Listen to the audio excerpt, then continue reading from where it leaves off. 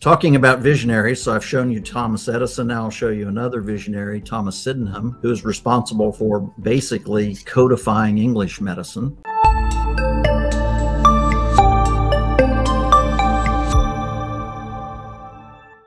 He said almost 500 years ago, a man is as old as his arteries. Oh my goodness, he's exactly right. He is spot on. So let's take a dive into that. The arterial system, I like to call a highway because it transports goods and products from point A to point B and then brings products from point B back to point A. It circulates. And there are at least 30,000 miles of arterial highway. Most of those miles are not in the large arteries that you can see in this picture that everybody thinks of. The coronary arteries, the carotid arteries, the kidney arteries, and so on. That's a very, very, very small fraction of it. The vast majority, well over 85%, are tiny, smaller than a human hair blood vessels. We call that the microvasculature. And those microvessels are essential for keeping organs healthy. We need both the large highways, the interstate highways, and the small tributaries to keep every organ vital and alive.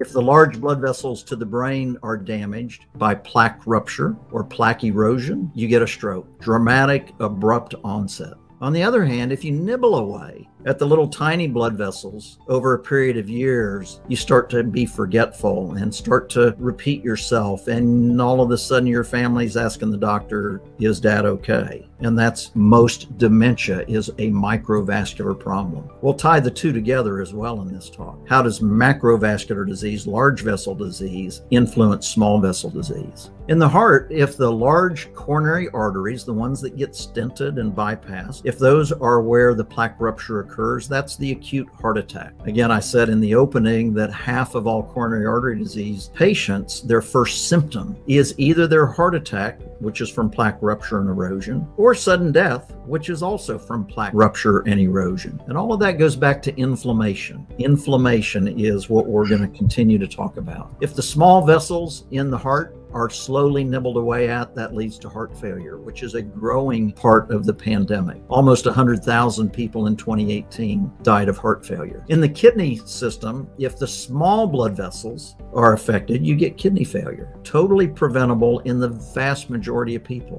and yet it's becoming part of the pandemic. In the larger blood vessels, that leads to erectile dysfunction in men. And I'll just throw out to all of the men, this is not a normal part of the aging process. This means that there's an arterial issue going on for the most part. It's usually not low testosterone in men after age 65. It's usually arterial disease. And then if the highways down into the legs are affected, you get either sudden need for an amputation, or if the small blood vessels are affected, you whittle away at the tissues and they slowly die off. And that's the key. If we can keep the organs alive by supplying plenty of nutrients, plenty of oxygen, those organs have a lifespan that's well past age 100, well past that. And that's why you hear about people saying that living into our hundreds is a realistic possibility. Absolutely. But you've got to have the highway functioning properly.